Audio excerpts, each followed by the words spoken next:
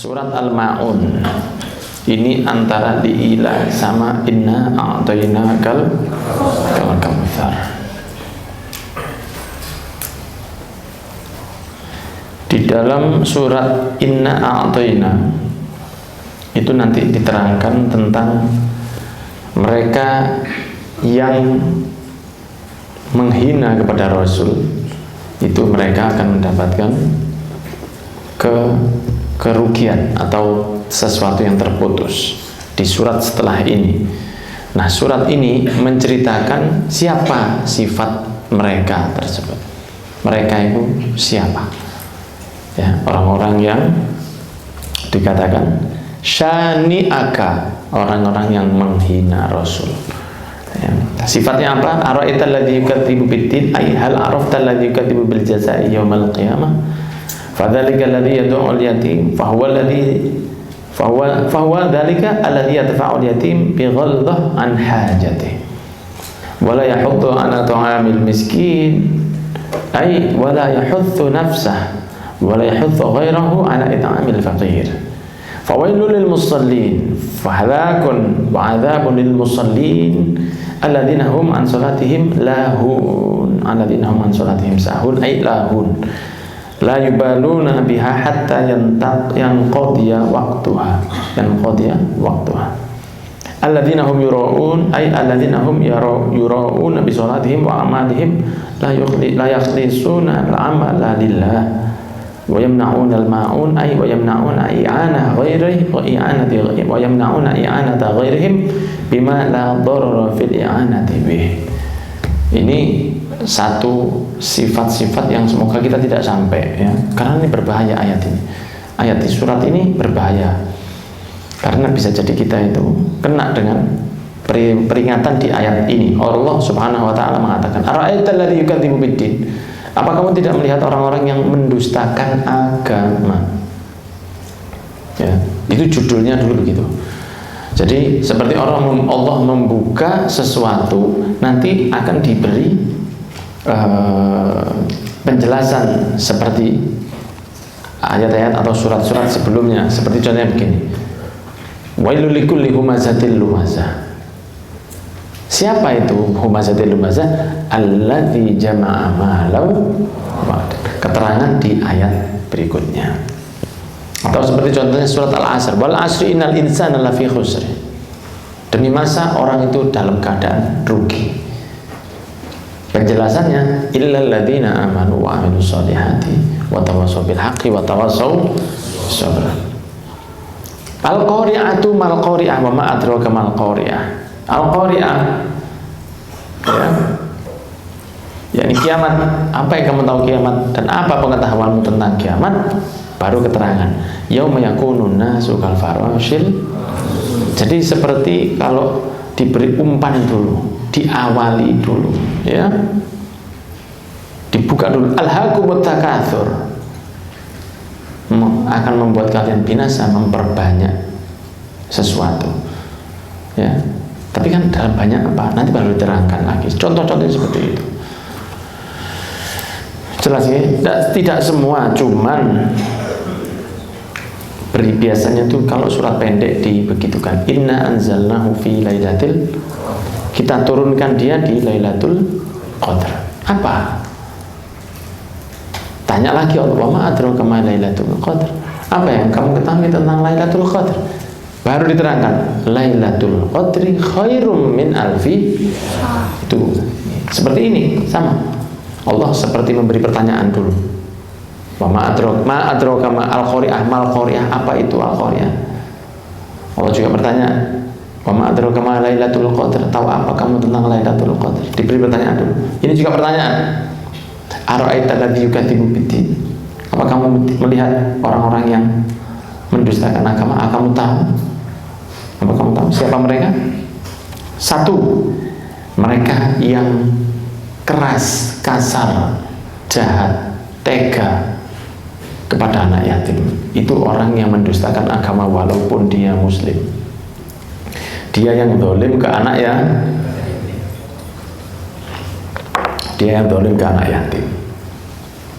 Walaupun dia punya yayasan anak yatim, Majuan, biar yang di belakang bisa duduk majuan. Walaupun dia punya yayasan anak yatim, tapi sama anak yatim zalim. Bisa terjadi, sangat bisa terjadi. Contohnya, alasannya gawe anak yatim. Ya, alasannya buat anak yatim. Samblek tapi hasilnya samblek. Orang kalau mengasuh anak yatim itu baik dan itu luar biasa pahalanya, tapi harus hati-hati.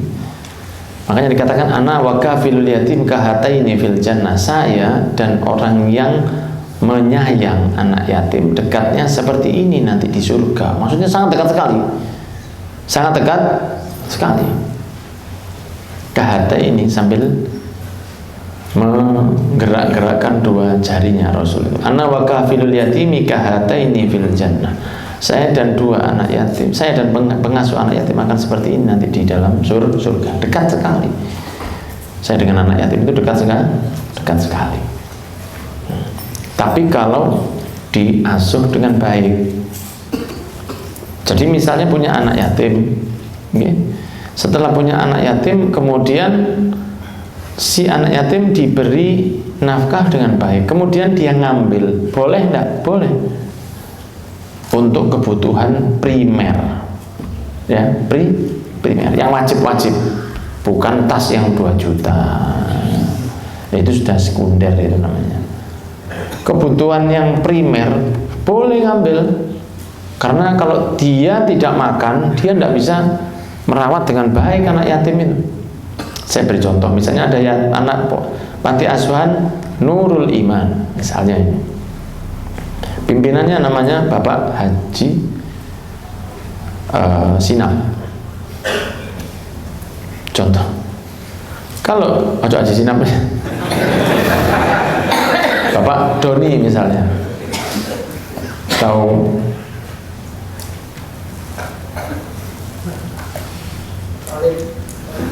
Tolib, ya, Bapak Tolib. Contohnya Bapak Tolib yang memiliki panti asuhan tersebut. Pak Tolib kerjanya apa? Pak Tolib kerjanya dia buka toko di rumahnya, ya laku, ya kurang lebih begitu. Tapi dia fokus untuk merawat anak yatim, bahkan yang kecil pun dirawat dengan baik. Sehingga dia tidak sempat untuk kerja seperti orang lain. Maka bolehkah kalau ada sumbangan Pak Tolib itu ambil uang yang ditujukan untuk anak yatim itu? Boleh. Kenapa? Karena dia bagian dari kesejahteraannya anak yatim tersebut. Dia yang menyiapkan masakan, dia yang menyiapkan listriknya, dia yang mengurus anak-anak itu untuk berangkat sekolah. Kalau dia tidak ada, anak-anak itu bakal tambah kacau. Kayak ono kopi sing sak gelas ini. Kalau Tolib tidak makan, kalau Tolib tidak punya uang, dia tidak akan sempat mikiri anak. Maka kesejahteraannya Tolib, menjaga Tolib enak dalam hidupnya, itu sama dengan menjaga enaknya anak yatimnya, sesuai kebutuhan primer. Primer itu apa? Makannya, minumnya, bajunya, rumahnya Tolib. Karena anak yatim itu tinggal di rumahnya Tolib. Uang sumbangan anak yatim buat benerin rumahnya, boleh enggak? Boleh. Karena kalau tidak, anak-anak ini kehujanan. Jadi boleh, walaupun yang dibenarkan rumahnya siapa? Oh, cerdas ini. Asal tidak berlebihan, ya, tidak berlebihan. Nah, kalau sumbangannya besar, kemudian dijalankan oleh Tolib sampai akhirnya punya satu penghasilan yang besar, apa Tolib bisa ngambil keuntungan dari situ? Boleh, asal tidak berlebih. Ya, dikerjakan, digarap. Oh, ada modal, dibelikan sapi misalnya. Kemudian hasilnya 50-50 sama anak yatimnya, karena dia yang capek. Anak yatim mangan turu, yang panen rumput itu kesel dia, Kan normalnya berapa kalau orang sapi itu, punya sapi? Separuh-separuh kan? Normal kan itu? Iya enggak? Dijual bisa diparuh dua, atau yang pertama lahir untuk si pemilik, yang kedua lahirnya untuk si perawat, bidannya itu tadi, perawat itu.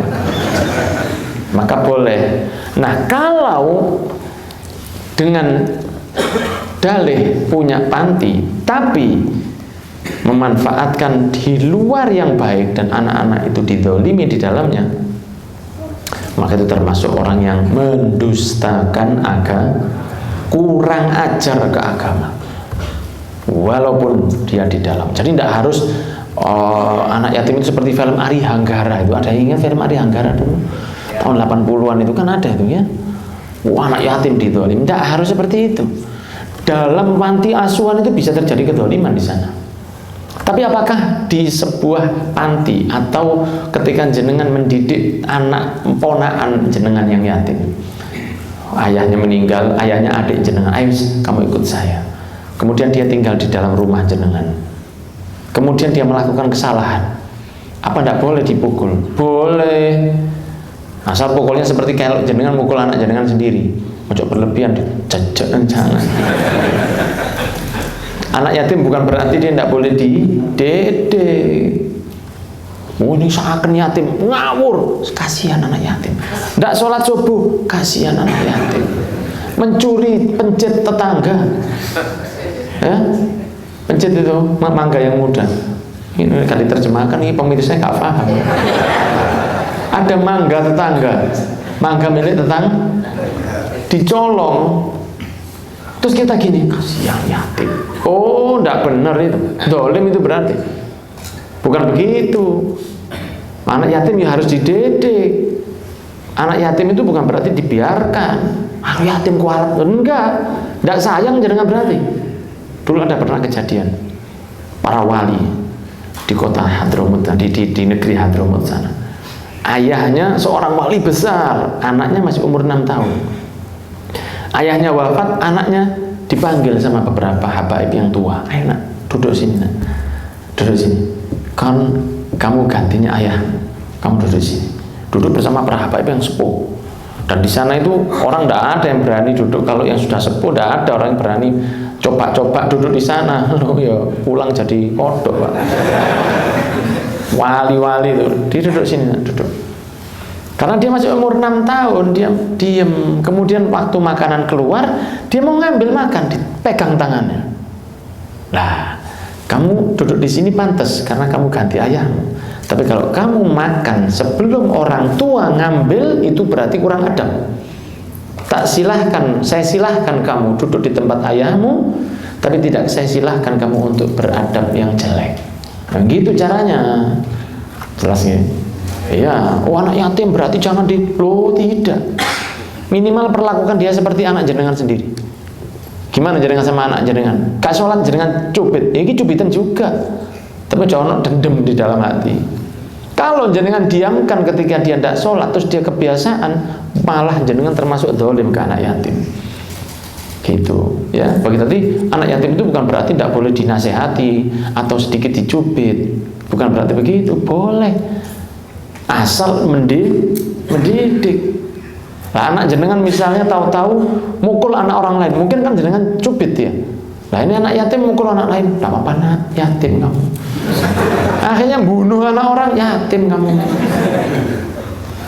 Ada aturannya, ada akhlaknya dengan anak yatim. Cuman membantu anak yatim, apalagi mereka yang membutuhkan, yatim dan miskin.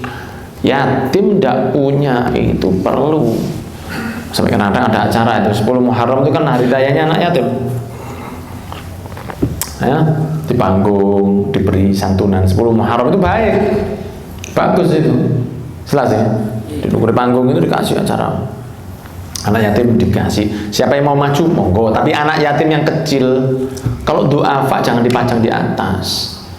Ya orang-orang miskin, ibu-ibu itu, ini orang miskin, tidak boleh. Tapi kalau anak kecil kan dia seneng aja, dia tidak tahu. Dia cuma ingat dulu saya waktu kecil, ya, tidak ada tersinggung dia. Apa dia merasa harga dirinya diinjak-injak? Kan tidak. Dia dapat tas, kadang-kadang satu anak dapat 2 juta. Saya mau melok masuk iki kedukuran misalnya. Oh, anak yatim itu kan kadang-kadang dapat 2 juta santunan itu, dapat tas, dapat baju, dapat sarung, dapat, masya Allah sekarang ini. Nah, anak yatimnya begitu, khitan masalah anak yatim kan begitu, bagus. Yang lihat itu kan begini, ini loh, diperingatkan, ini anak yatim harus diperhatikan, sehingga orang itu ingat, karena diingatkan terus setiap 10 Muharram minimal dibuatkan acara, diberi luar biasa. Seperti Rasul dulu membahagiakan anak yatim yang nangis di depan rumahnya, dipanggil, dikasih baju, dikasih uang, dikasih kebahagiaan, disenangkan hatinya. Saya ayahmu, Siti Fatimah ibumu, Hasan Husain saudaramu, kamu anak saya, main kamu sama teman-temanmu Idul Fitri, main sama teman-temanmu kamu. Jangan minder, bajumu baru, uangmu ada, orang tuamu ada lagi. Seneng anak tadi. Anak di depan rumahnya Rasul nangis. Setelah dibahagiakan Rasul, dia pergi berlari ke teman-temannya. Dia bilang, loh kamu tadi kan tidak main sama kita, kenapa sekarang main sama kita? Tadi saya minder, sekarang sudah tidak minder. Tadi saya mau main sama kalian, tidak punya baju, tidak punya uang, tidak punya bapak. Sekarang saya punya uang, punya baju, punya bapak. Siapa bapakmu? Nabi Muhammad. Loh kenapa bapakmu yang asli mana? Meninggal waktu perang. Aduh, coba bapak saya mati juga kan enak. Itu begitu, saking kepinginnya mereka punya ayah Nabi Muhammad. Rasul pun punya cara nyenangkan anak yatim. Nah, kita tidak ada masalah di panggung, itu boleh. Tapi jangan nanti kalau sudah di panggung, du'afanya ibu-ibunya disuruh naik juga, itu penghinaan namanya, tidak boleh. Jangan. Ya, yang lihat itu kan hadirinnya mungkin supaya ingat itu, ya Pak Haji ya. Nah, gitu loh ini. Sopo ibu ini?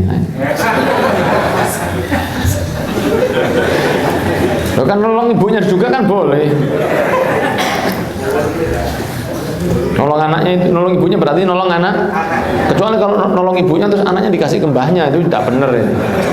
Yang kedua, wala yahuddu ala ta'amil miskin, tidak peduli dengan orang miskin. Tidak peduli dengan orang miskin.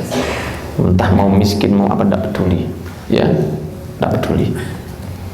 Orang mau tidak makan, orang tidak peduli. Bukan urusan saya.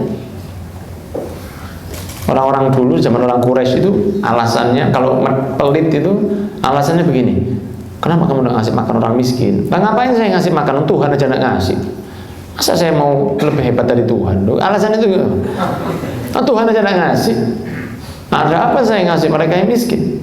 Padahal orang-orang yang miskin itu adalah kesempatan bagi yang cukup untuk memberi mereka.